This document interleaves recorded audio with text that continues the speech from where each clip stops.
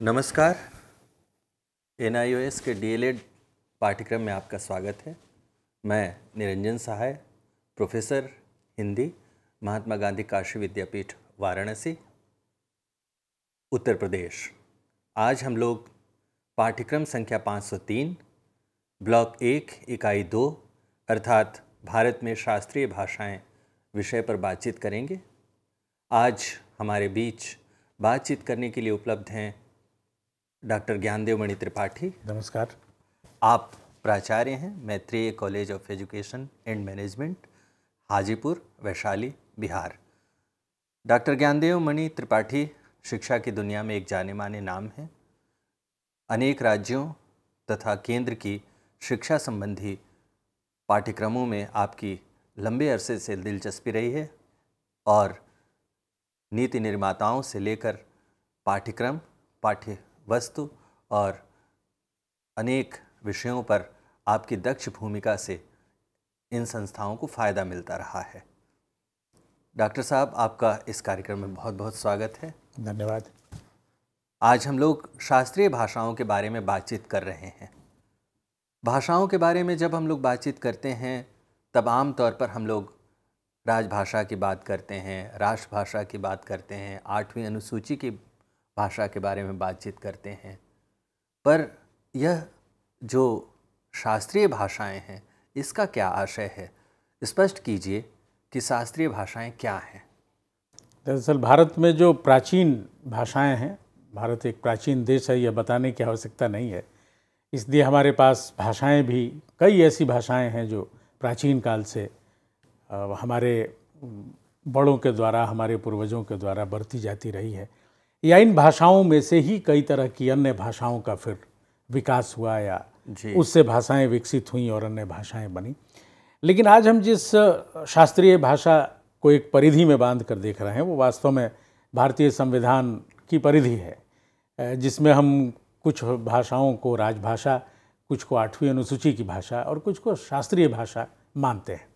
और शास्त्रीय भाषाओं से तात्पर्य उन भाषाओं से है जिसका एक लंबा इतिहास हो, स्वतंत्र व्याकरणिक परंपरा हो और मौलिक साहित्य भंडार हो। 3 बातें मुख्य रूप से हमें समझनी चाहिए शास्त्रीय भाषाओं के संदर्भ में।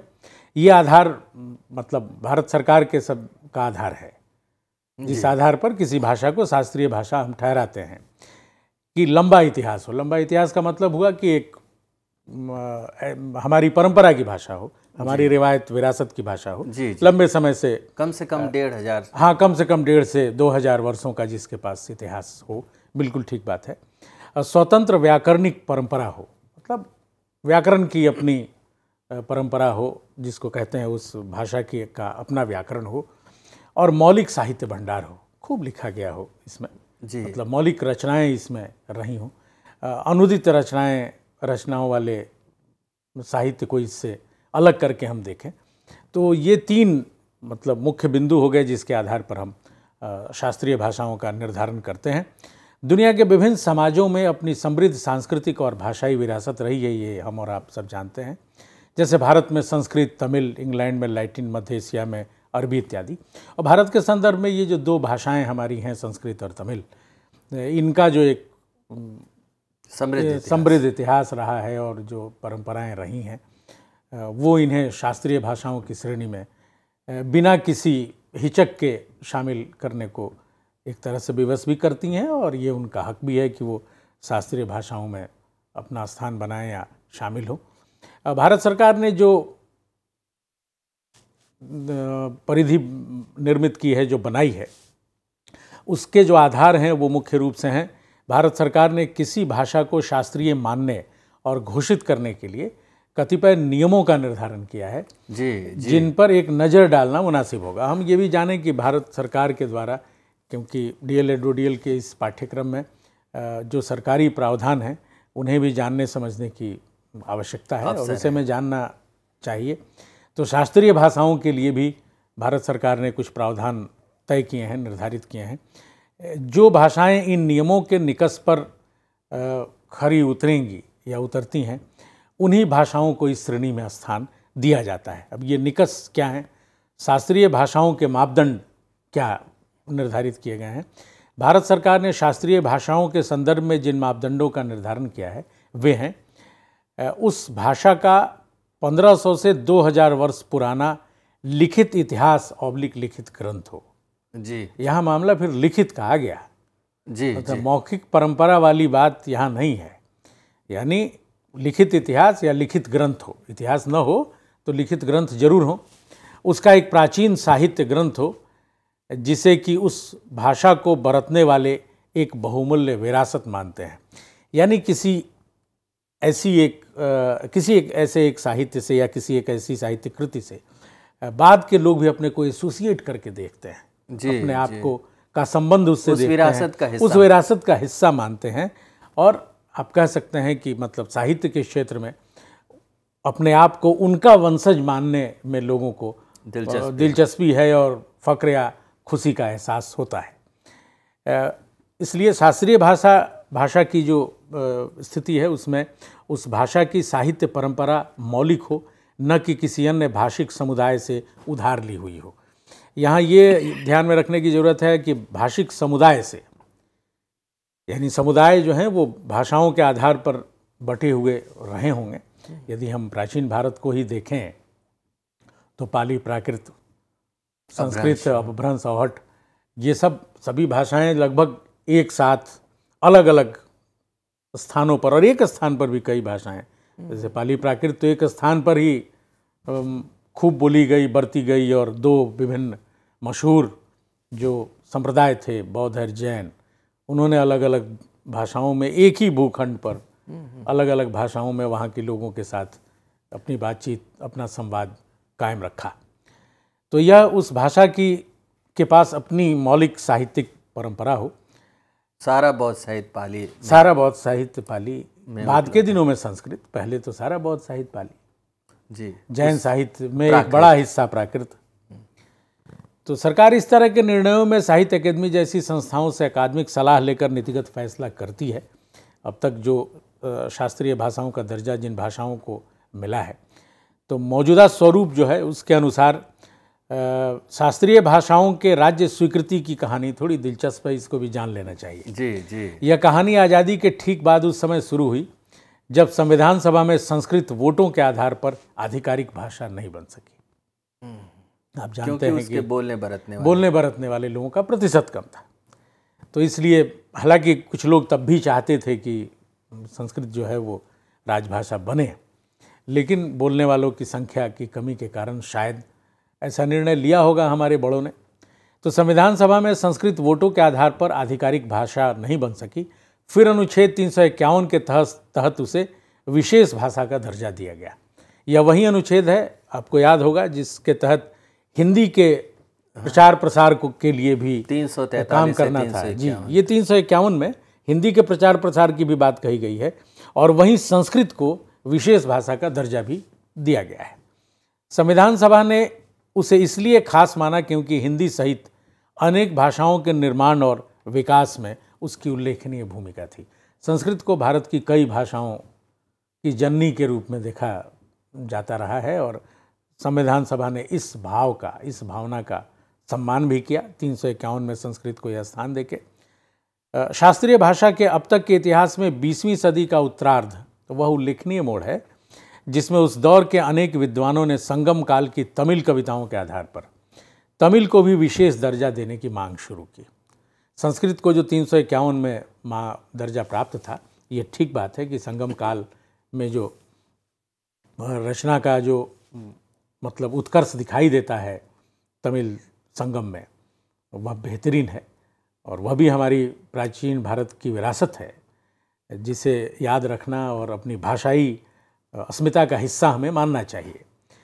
तो उस समय तमिल कविताओं के आधार पर तमिल को भी विशेष दर्जा देने की मांग शुरू हुई थी।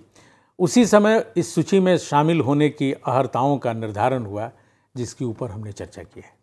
तो ये जो 1500 से 2000 वाला अपनी विरासत हो, व्याकरणिक परंपरा हो, ये सब तब शुरू हुआ जब तमिल ने अपना हक मांगा और कहा कि नहीं, हमें भी विशेष दर्जा मिलना चाहिए और शास्त्रीय भाषा के रूप में हमें भी स्वीकृति मिलनी चाहिए।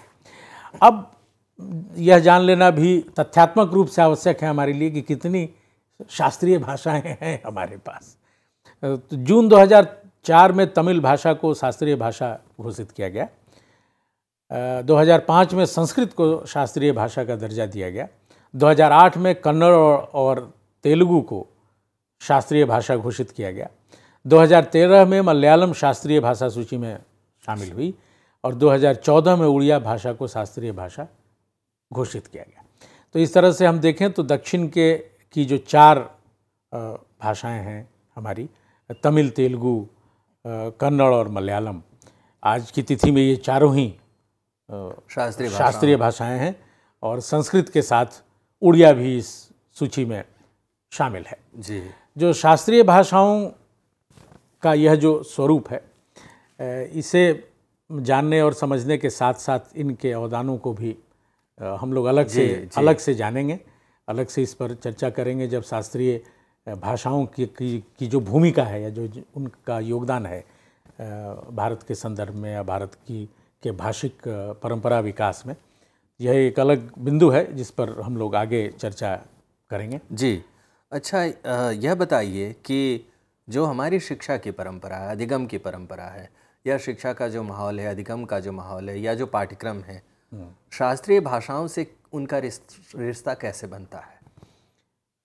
देखिए, जो हमारी आज की शिक्षा व्यवस्था है या जो हमारी शैक्षिक परंपराएं हैं, एक तो भारतीय शिक्षा के इतिहास को भी आप समझने जानने की कोशिश करेंगे तो इसके 3 भाग बहुत साफ साफ दिखाई देते हैं और 3 कालखंड के हिसाब से 3 अलग अलग प्रवृत्तियां तो अलग अलग हैं और कई हैं, लेकिन 3 अलग अलग मुख्य प्रवृत्तियों को यदि आप दर्ज करना चाहें, शिक्षाई प्रवृत्तियों को, तो उसमें प्राचीन भारत, मध्यकालीन भारत और आधुनिक भारत, यह जो 3 अलग अलग खंड हैं, इसमें प्राचीन भारत और मध्यकाल की शिक्षा की जब भी हम बात करेंगे तो हमें शास्त्रीय भाषाओं की समझ बनानी ही पड़ेगी या जानना ही होगा हमें जी।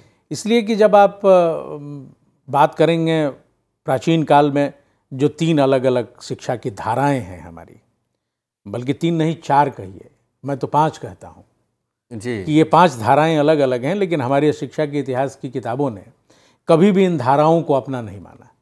जैसे हम ये मानते ही नहीं हैं कि शिक्षा, भारत की शिक्षा हड़प्पा काल से या सिंधु घाटी सभ्यता से शुरू होती है, बहुत पुराना, और उसके कई चिन्ह आज भी अब तक आपके जीवन में मौजूद थे, आज भी हैं जी। चाहे 16 का गुनज हो, ढकी हुई नालियां हो, पकी हुई ईंटें हों, बच्चों के खिलौने हों, मुख्य मार्ग की ओर मुख्य दरवाजे का न खुलना हो, नर्तकी की वो प्रतिमा हो, मूर्ति हो, और कांसे का प्रयोग हो जो तांबे और टीन के मिश्रण से बनता है। लेकिन वहाँ की भाषा का चूँकि हमें पता नहीं चला, उनकी मोहरों पर जो भाषा उत्कीर्ण है जो है उसे पढ़ा नहीं जा सका है अब तक जी। तो ऐसे में हड़प्पा काल, सिंधु घाटी सभ्यता को हम शिक्षा के इतिहास में शामिल नहीं करते। लेकिन जैसे ही हम वैदिक काल, उत्तर वैदिक काल, उपनिषदीय काल की बात करते हैं, प्राचीन भारत की इन परंपराओं की बात करते हैं, तो वैदिक शिक्षा, उपनिषदीय शिक्षा और फिर बौद्ध शिक्षा, जैन शिक्षा, संगम शिक्षा, इसकी बात हमें करनी चाहिए। जैसे ही आप इन सभी शिक्षा के विभिन्न प्रकारों को देखेंगे एक काल विशेष में, तो बड़े ही यह जानना बड़ा ही दिलचस्प होगा कि इन सब का रिश्ता अलग अलग भाषाओं के साथ है। तो ये आज सब की सब हमारी शास्त्रीय भाषाएं हैं आज की तिथि में। जैसे संगम शिक्षा की यदि हम बात करते हैं तो उनका संबंध तमिल भाषा से है। हम बौद्ध शिक्षा की बात करते हैं तो यह पाली से है, क्योंकि वहाँ तो पबज्जा संस्कार है, प्रवर्ज्या जिसे हम बाद में कहे, त्रिपिटक साहित्य है, पबज्जा है, मतलब वह संस्कार जिसके बाद आप पढ़ने के लिए जाते थे जी। जो उपनयन है, संस्कृत साहित्य के अनुसार जो उपनयन है वही वहाँ का पबज्जा है, और इस्लाम धर्म के अनुसार वह बिस्मिल्लाह है, पढ़ाई लिखाई की शुरुआत करने के। तो इनका संबंध भिन्न शास्त्रीय भाषाओं से रहा है, इन सभी शिक्षाओं का, जैसे हम चर्चा अभी कर रहे थे। संस्कृत साहित्य के साथ एक सुविधा ये रही है कि संस्कृत किसी क्षेत्र विशेष की भाषा के रूप में ठीक वैसी ही नहीं रही है एक लंबे समय तक इस देश में, जैसी स्थिति कमोबेश आज हिंदी की है। हम ये नहीं कह सकते कि हिंदी किसी क्षेत्र विशेष में ही केवल बोली समझी जाती है, वैसे ही संस्कृत भी बाद के दिनों में बहुत सारे साहित्य संस्कृत में लिखे जाने लगे और बौद्ध और जैन साहित्य भी संस्कृत में लिखे जाने लगे। तो संस्कृत का जो भूगोल था वो बड़ा भूगोल था और संस्कृत में हमारी जो शिक्षाई परंपरा है उसकी ज़्यादा सूचना आपको मिलेगी। जैसे यदि आप वैदिक शिक्षा को लें, गुरुकुल पद्धति को लें, या अंत तक अंग्रेज जब नाश कर रहे थे हमारा, तब भी जो हमारी चतुष्पदी जी टोल घटिका चारण जैसी परंपराएं बची हुई थी, ये उस संस्कृत शिक्षा की देन थी जिसका जुड़ाव संस्कृत भाषा के साथ था। तो जो शास्त्रीय भाषाएं हैं उनका शिक्षा के साथ, बल्कि शिक्षा को एक भाषा की आवश्यकता बराबर से रही है और जो हमारी प्राचीन शिक्षा व्यवस्था थी उसमें जिन भाषाओं ने योगदान दिया वो शास्त्रीय भाषाएं थी। यह मानने से हमें कोई ऐतराज़ नहीं होना चाहिए।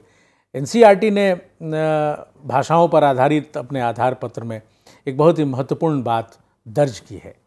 वहाँ लिखा हुआ है, इस दस्तावेज़ ने हमें बताया है कि भारतीय शिक्षा व्यवस्था बहुत सारी शास्त्रीय भाषाओं के प्रति हमेशा से ही उदार रही है, जिसमें तमिल, लैटिन, अरबी और संस्कृत शामिल है। हालांकि उदार रहने का तात्पर्य है कि जब हम आधुनिक भारतीय शिक्षा की बात करते हैं तब उदारता की बात करते हैं।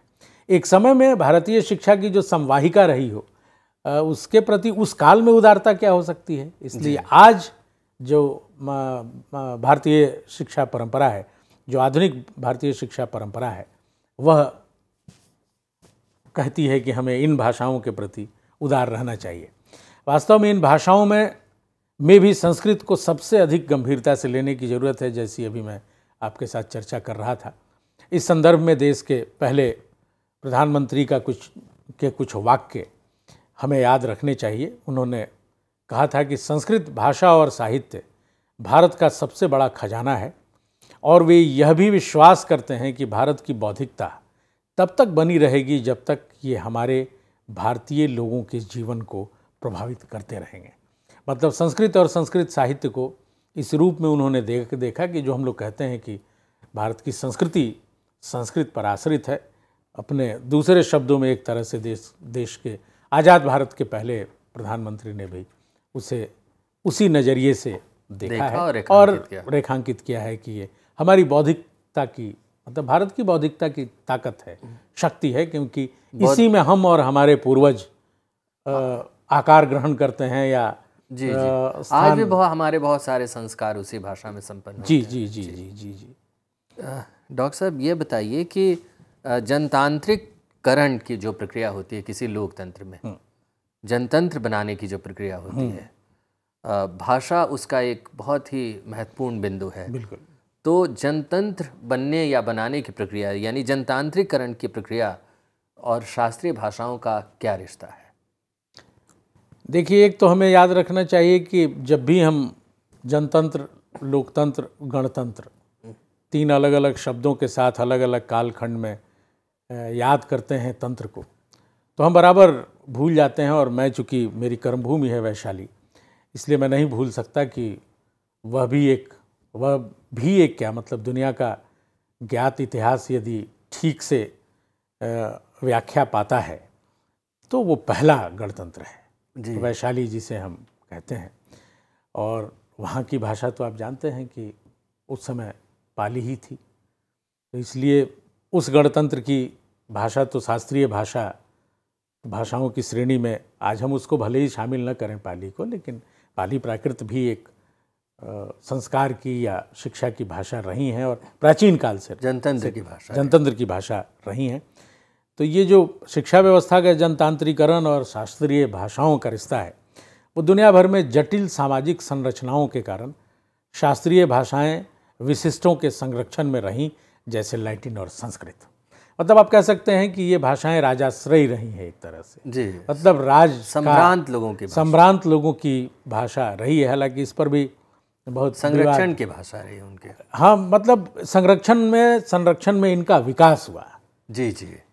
कहा यह गया, ऐसा तो कहीं कोई इतिहास मिलता नहीं है भाषा का जितना अध्ययन मैंने किया है कि लैटिन या संस्कृत का जन्म किसी राज परिवार में हुआ। बिल्कुल नहीं जी, जी। तो ये बाद के दिनों में भले ही ग्रहण कर ली गई हों, स्वीकार कर ली गई हों उन वर्गों के द्वारा जिन्हें हम प्रभु वर्ग या जैसे आधुनिक राज्य अपनी भाषाओं के समृद्धि और विकास के लिए बहुत सारे काम करता है, पर वो भाषा पैदा तो हुई है लोगों के बीच ही। हाँ, जैसे अब मान लीजिए कि आज यहाँ भारत के संदर्भ में जो प्रभु वर्ग की भाषा है वो अंग्रेजी है। अंग्रेजी तो किसी राजघराने में पैदा नहीं हुई, सब जानते हैं। जी, जी। अंग्रेजी किनकी भाषा थी ये भी जानते हैं। अंग्रेजी तो उन मेहनत का लोगों की भाषा थी जिसने लैटिन को एक तरह से अपदस्थ किया। जी। लेकिन एक जगह की भाषा जिसने एक प्रभुत्वशाली भाषा को अपदस्थ किया, वहीं दूसरे जगह प्रभुता संपन्न लोगों की भाषा हो सकती है। तो शिक्षा व्यवस्था की यह जो जनतांत्रिकरण की प्रक्रिया है, इसमें एक भाषा का स्वरूप एक जगह कुछ और, दूसरी जगह कुछ और हो सकता है। ये भी हमें ध्यान में रखना चाहिए। एक पक्ष यह भी है। तो ऐसे में भारतीय भाषाओं पर जो आधार पत्र है NCF 2005 का, उसे एक बार हमें फिर याद करना चाहिए। और उसकी कुछ पंक्तियां हैं जो बहुत ही महत्वपूर्ण है, हमें याद भी रखनी चाहिए इसे, कि भारतीय शिक्षा व्यवस्था के जनतांत्रिकरण से उन लोगों को भी संस्कृत पढ़ने का अवसर मिला जो वर्षों से इससे दूर रखे गए थे। तो भारत में जब जनतांत्रिकरण की प्रक्रिया शुरू हुई, अब है क्या कि आपके पास जो उपलब्ध होगा आप उसी में शामिल होना चाहिएगा। बुद्ध ने कहा था कि जो ऋणी है और जो शरीर का कोई अंग जिसके पास नहीं है, उसके लिए विहार के दरवाजे बंद हैं। बुद्ध ने भी कहा माना था कि हमारे यहाँ आज के जो दिव्यांग हैं उनके लिए तो बुद्ध ने भी रास्ता बंद कर दिया था। तो बुद्ध से लेके अभी तक लगभग 2,500-3 हज़ार साल लगे, तब दिव्यांगों को वह समावेशी शिक्षा के दायरे में शामिल होने का मौका मिला है। इसलिए ये नहीं कहा जा सकता कि चीज़ें एक दिन में ही बन गई और एक दिन में ही बिगड़ गई। तो इसलिए संस्कृत के पास जो परंपरा थी शिक्षा देने लेने की, ग्रहण करने की, तो वह दूसरे लोगों के लिए भी खोली गई। उसके द्वार जब दूसरों के लिए खोले गए तो लोग वहाँ तक पहुँचे, उन्होंने उसको ग्रहण किया। जैसे आज ही आप देख लें कि जो अंग्रेजी की शिक्षा है, अब वो क्या है, आप नहीं कह सकते कि उस पर एक ही वर्ग का कब्जा है। हाँ, ये कह सकते हैं कि उस पर नगरों का भी कब्जा है। नगर का वर्ग वो होता है, चाहे संभ्रांत हो, छोटा हो या बड़ा हो, उसके बच्चों के हिस्से तथाकथित ऐसे अंग्रेजी माध्यम के स्कूल जरूर आ गए हैं। अब तो छोटी छोटी जगहों पर भी है, लेकिन अभी भी उन स्थानों पर इसका कब्जा कम हुआ है। तो पहले हम जरा NCF की उन पंक्तियों की ओर ध्यान दें। उनका कहना है कि भारतीय शिक्षा व्यवस्था के जनतांत्रिकरण से उन लोगों को संस्कृत पढ़ने का अवसर मिला जो वर्षों से इससे दूर रखे गए थे। संस्कृत की भाषिक सौंदर्य, आत्मकता और वैचारिक परंपरा ने नए क्षितिजों को खोला। जो था संस्कृत के पास, उसको एक तरह से एक नया वितान मिला, सबके लिए एक नया पाठक वर्ग मिला जो अपने संदर्भ के हिसाब से उसको देख सकता था, उसकी व्याख्या कर सकता था। और एक जो रूढ़ ठप्पा हमने लगा दिया था संस्कृत पर कि संस्कृत तो सिर्फ धर्म की भाषा है और इसमें धर्म ही व्याख्यायित होता है, कर्मकांड की भाषा। अब कर्मकांड की भाषा। अब आप सोचिए, जिन लोगों ने भास को पढ़ा है वो कभी इस तरह की टिप्पणी नहीं कर सकते। भास ने सिर्फ धर्म की बात नहीं की है। आप कालिदास को पढ़ते हुए इस देश के भूगोल को इतनी अच्छी तरह जान जाते हैं। जब कालिदास क्या बढ़िया कहते हैं मेघ को, मेघदूतम में, उज्जैनी के छत पर कबूतर के जोड़े के साथ सो जाना यदि कोई जगह न मिले। कहते हैं कि जब तू महाकाल के ऊपर से गुजरना तो जोर से ध्वनि करना जब संध्या पूजा वहाँ हो रही हो। ये ठीक है कि बिंब तो महाकाल के पूजन का है, लेकिन एक बादल के मानवीयकरण का जो शक्ति इस भाषा में है, इसे भी पहचानने की आवश्यकता है कि रामगिरी जी और अलकापुरी को कैसे जोड़ता है एक बादल, और किस तरह से बादल में बनी हुई एक छवि। वप्र कीड़ा कहते हैं हाथी जिससे किसी किले को अपने दांत से उखाड़ रहा हो, परकोटे को उखाड़ने की जो कला है, इसे ही हम वप्र कीड़ा कहते हैं। तो वप्र कीड़ा करने वाला वह भाव है जो यक्ष के दास के भीतर से उसको कुरेदता है आषाढ़ के पहले दिन। तो संस्कृत में और भी बहुत सारी चीज़ें हैं जिसको, अब क्या है कि कई बार कुछ बातें न हम अपने नेतार्थों की समझ नहीं होने के कारण भी कर देते हैं, और शास्त्रीय भाषाओं की कई बार व्याख्या हम ठीक ठीक नहीं कर पाते। मान लीजिए संस्कृत का एक सामान्य सा वाक्य आपके सामने रखा जाए और कहा जाए कि इसका अर्थ निकालें कि युधिष्ठिरस्य पुत्री नकुलेन सह विवाहिता सह देवेन पूजिता। तो बहुत सामान्य सा अर्थ है इसका। युधिष्ठिरस्य यानी युधिष्ठिर की पुत्री यानी बेटी, युधिष्ठिरस्य पुत्री नकुलेन सह विवाहिता, नकुल के साथ ब्याही गई, सहदेवेन पूजिता, सहदेव जो उसके, नकुल और सहदेव जुड़वा भाई थे। अर्थ निकाल लीजिए, उत्तर भारत में यदि इसका अर्थ निकालना हो तो वह उनके द्वारा पूजी गई। तो ऐसी स्थिति में अब जब निहितार्थ है इसका कि जो युद्ध में स्थिर रहने वाला यानी हिमालय, उनकी बेटी सती या पार्वती का विवाह उसके साथ हुआ जिसके कुल का पता नहीं यानी शिव। सहदेवेन पूजिता, सहार्थे तृतीया, वह अन्य देवों के साथ पूजी गई। एक तरफ तो आपने यह अर्थ लगा लिया था कि यहाँ तो भारत में चचा और भतीजी की शादी होती है, और दूसरी तरफ यहाँ अलग अलग प्रतीक आपके हिस्से हैं। तो सौंदर्य बोध और जो संस्कृत है, प्रायः संस्कृत को पढ़ने पढ़ाने के साथ जो समस्या जुड़ी थी वह यह थी कि इसे कर्मकांडों को या नैतिक मूल्यों को फैलाने वाली भाषा के रूप में लिया जाता रहा। इससे इसके सौंदर्य बोध को और विविध साहित्य को भी नज़रअंदाज किया गया, जो मुझे लगता है कि आज के समय में फिर से एक नए नज़रिए से संस्कृत को और संस्कृत के साहित्य को देखने की ज़रूरत है। अद्यतन शोधों ने अनेक उपेक्षित आवाज़ों को महत्वपूर्ण माना। इसने संस्कृत भाषा की अनेक परंपराओं से हमारा साक्षात्कार कराया और उन्हें संदर्भ प्रदान किया। मैं जिसकी चर्चा कर रहा था, संस्कृत पठन पाठन के शिक्षा शास्त्र में इन शोधों का गहरा असर हुआ। आधुनिक भारतीय भाषा के रूप में अब यह संभव हो गया है कि हम केवल शास्त्रीय संस्कृत में ही नहीं बल्कि आम बातचीत के रूप में भी संस्कृत में वह लिखें जिसकी प्रासंगिकता विद्यार्थी जीवन में हो।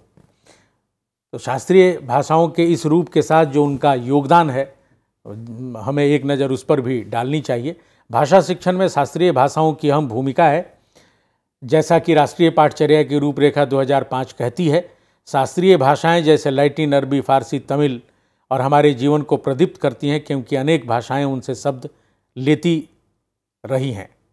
मुख्य रूप से हम अपनी चर्चा को यहाँ विराम देना चाहेंगे। शास्त्रीय भाषा पर बातचीत करने के लिए बहुत कुछ है, उस पर महज आधे घंटे में हम बातचीत नहीं कर सकते, और नहीं उनके योगदानों पर जिनका सदियों का जिनकी परंपरा पूरा शास्त्र है उनके साथ, इसीलिए उन्हें शास्त्रीय भाषा का दर्जा दिया गया। बिल्कुल, लोकमानस में भी और संवैधानिक स्वीकृतियों के मद्देनज़र भी।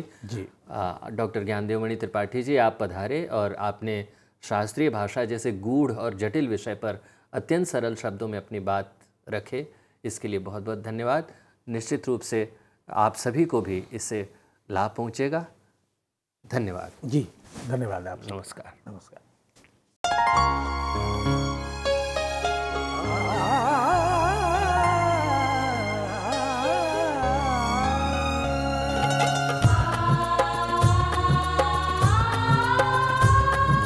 जीवन ये प्रकाशित करने, राहों को आलोकित करने, हम अपना दीपक स्वयं बने, हम अपना रास्ता स्वयं चुने।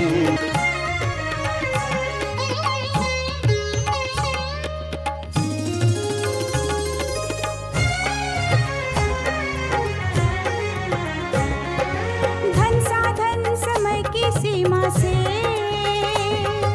विद्यालय जो मुक्त हो, धन साधन समय की सीमा से विद्यालय जो मुक्त हो। कभी पढ़े हम कहीं पढ़े वे विषय